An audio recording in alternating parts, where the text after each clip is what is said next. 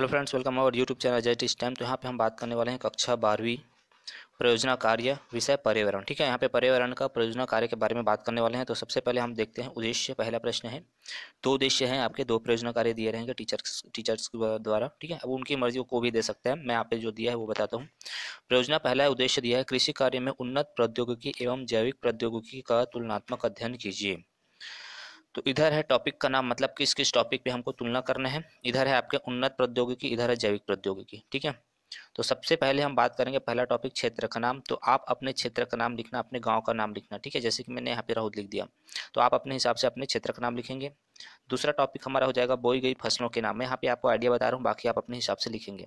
बोई गई फसल मैंने धान लिख दिया। ठीक है, मान लीजिए धान बोए हैं तो धान लिख देंगे, चना बोए हैं तो चना के बारे में लिखना है। ठीक है, तीसरा हो जाएगा फसलों की संख्या, जैसे कि वर्ष में एक बार लगाते हो कि दो बार, वो वर्ष बार लगा रहे हैं मतलब साल में एक बार लगाते हैं इसको। ठीक है, अगर आप दो बार लिखना चाहते हो दो बार लिख सकते हो, उसके हिसाब से डाटा बनाना पड़ेगा।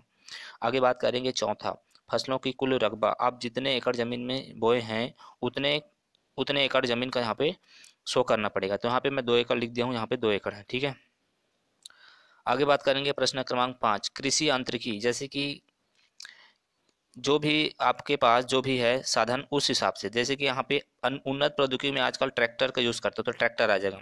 जैविक प्रौद्योगिकी में पहले ट्रैक्टर का यूज़ नहीं करते थे, हल का प्रयोग करते थे, तो यहाँ पे हल आ जाएगा। ठीक है, आगे बात करेंगे चौथा के बाद पांचवा टॉपिक हो गया छठवा, विद्युत उपयोग। तो विद्युत का उपयोग हाँ अभी होता है, किस लिए होता है, मोटर मोटर पंप के लिए यूज होता है, बोरवेल्स के लिए। ठीक है, पहले इसका उपयोग नहीं होता तो मैंने नहीं लिख दिया है। ठीक है, आप इसको डिटेलिंग से लिख सकते हो, मैं बस एक आइडिया बता रहा हूँ। आगे बात करेंगे प्रश्न क्रमांक 7, कुल लागत 20,000 रुपया। मान लीजिए एक एक मोटा मोटी हिसाब है, आप अपने घर पे इसको पूछ लेना कितना लागत आता है, मैं ऐसे बता रहा हूँ। मान लीजिए मेरे पास 20,000 रुपया खर्चा आ रही है अभी, उन्नत जैसे कि है ना, उन्नत प्रौद्योगिकी में। लेकिन पहले मान लीजिए इसका बहुत ही कम, जैसे कि 5,000 खर्चा आता था। ठीक है, जैविक में। ठीक है, क्योंकि जैविक में उतना ज़्यादा खर्चा नहीं होता है। आगे बात करेंगे कुल उत्पादन, है ना, कुल उत्पादन 8वां नंबर है। इसमें मान लीजिए यहाँ पे 50 क्विंटल हो रहा है, तो पहले कितना होगा, 25 क्विंटल। पहले उत्पादन कम था, अब उत्पादन बढ़ गया है। ठीक है, आगे बात करेंगे, वो अपने हिसाब से, देखो मैं फिर से बोल दूँ, इसको अपने हिसाब से पूछ के लिख लेना। ठीक है, अपने घर वालों को पूछ के लिख लेना। आगे बात करेंगे 9वां, सिंचाई की विधि। तो यहाँ पे आजकल क्या होता है, बोरवेल, नलकूप, साथ ही नहर, इसके द्वारा सिंचाई होती है। पहले केवल नहर और बांध पर ही डिपेंड रहते थे। ठीक है, चलिए खाद एवं उर्वरकों का उपयोग। जैविक उर्वरक का जो उपयोग होता है यहाँ पे बहुत ही कम मात्रा में होता है, जबकि जो रासायनिक खाद होता है उसकी ज़्यादातर उपयोग करते हैं। जैविक खाद जैसे कि, है ना, आप समझ सकते हो, जो भी आपके घर में अपशिष्ट पदार्थ होते हैं उनके द्वारा जो खाद तैयार किए जाते हैं। ठीक है, वो हो जाएंगे।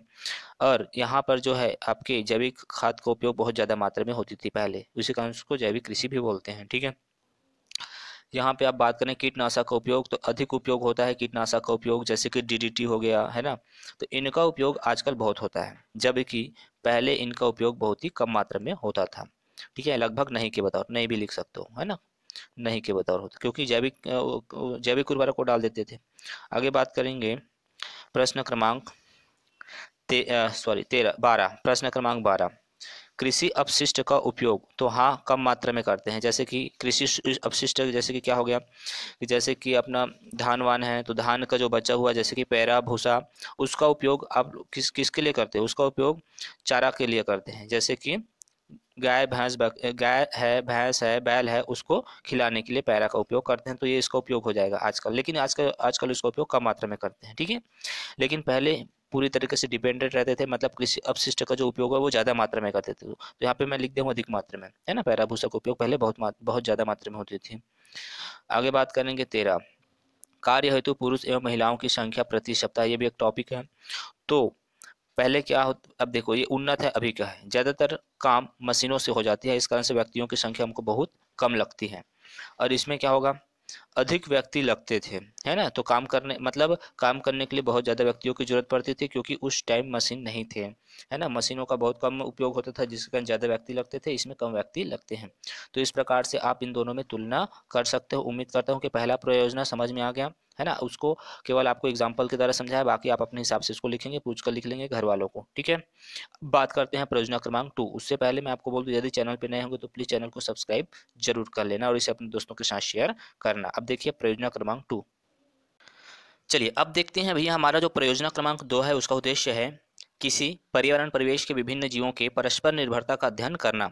तो ये आपका उद्देश्य है, ठीक है। तो आप अब लिखना स्टार्ट करेंगे। ये देखो आपके उद्देश्य यहाँ पे लिखे गए हैं। तो यहाँ पे पर्यावरण परिवेश के विभिन्न जीवों की परस्पर निर्भरता का जो मेन जो टॉपिक होगा, आपका हेडिंग होगा, वो हो जाएगा आपके लिए।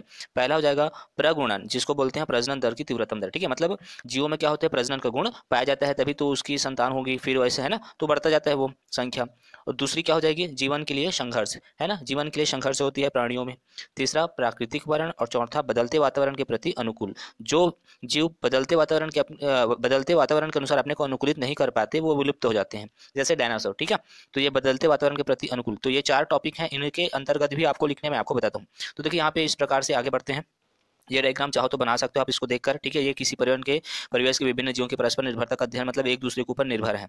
कोई भी जीव ऐसा नहीं है कि किसी अपना आप में मतलब अकेला वो जीवन यापन कर सकता है, ऐसा कोई बात नहीं है, ठीक है। उसी के बारे में हमारा ये प्रोजेक्ट मिला है, उसको हम बनाने वाले हैं। तो सबसे पहले हम बात करते हैं, प्रश्न क्रमांक पहला है। प्रश्न क्रमांक पहला, प्रगुणन यानी प्रजनन की तीव्रतम दर। तो देखो भैया, प्रजनन जीवों का स्वाभाविक लक्षण है, ये सब आप देख के इसको लिख लेना, क्योंकि इसके द्वारा एक पीढ़ी से दूसरी पीढ़ी में अपने संतति को मतलब है ना, अपनी जाति की उपस्थिति बनाए रखते हैं, तथा इसके लिए वह अधिकतम या अधिक संख्या में संतान को पैदा करता है।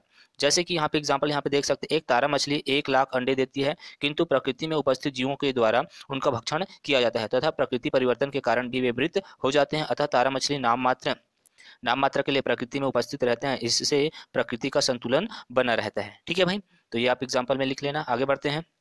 दूसरा, बस इतना ही लिखना है आपको। दूसरा, जीवन के लिए संघर्ष। तो प्रगुणन की तेज दर के कारण जीवों द्वारा प्रजनन के कारण प्रजनन के फलस्वरूप अधिक संख्या में संततियों को पैदा किया जाता है, जो कि रेखा गणितीय अनुपात में बढ़ते हैं, ठीक है। लेकिन प्रकृति में जीवन के लिए आवश्यक वस्तुएं सीमित मात्रा में उपलब्ध है ना भाई, एकदम। जैसे कि मान लीजिए मेरे पास 10 रोटी है, और जैसे कि जनसंख्या हो रही है 12, तो क्या ये पूर्ति हो पाएगा? क्या नहीं, जनसंख्या ज़्यादा होगा, उत्पादन कम है, तो ये गड़बड़ होगा। इसी कारण से क्या होती है, जीवन में संघर्ष होती है, ठीक है। आगे देख सकते हो आप, ऐसी स्थिति में प्रत्येक सदस्य को स्वयं की आवश्यकताओं की पूर्ति के लिए दूसरे सदस्यों से संघर्ष करना पड़ता है। जीवों को 3 प्रकार से संघर्ष का सामना करना पड़ता है, यहाँ पे आप देख सकते हैं। एक तो अपनी जाति वालों से, जिसको स्वजाति संघर्ष बोलते हैं, एक अंतरजातीय संघर्ष, और तीसरा होता है वातावरणीय संघर्ष। तो 3 संघर्ष हैं, ठीक है भाई। तो ये आप देख के लिख लेना। तीसरा पॉइंट जो हमारा हो जाएगा, वो हो जाएगा प्राकृतिक वर्ण। तो यहाँ पे भी देख के लिख लेना, जीवन संघर्ष के फलस्वरूप अधिक सफल जीवन व्यतीत करने के लिए करने वाले जीव ही सामर्थ्य एवं योग्य होते हैं। सभी आप इसको पढ़ के देख के लिख लेना, ठीक है। और उसके बाद हमारा जो चौथा पॉइंट हो जाएगा, वो हो जाएगा बदलते वातावरण के प्रति अनुकूलन। वातावरण की स्थितियां समय के साथ परिवर्तित होती रहती है।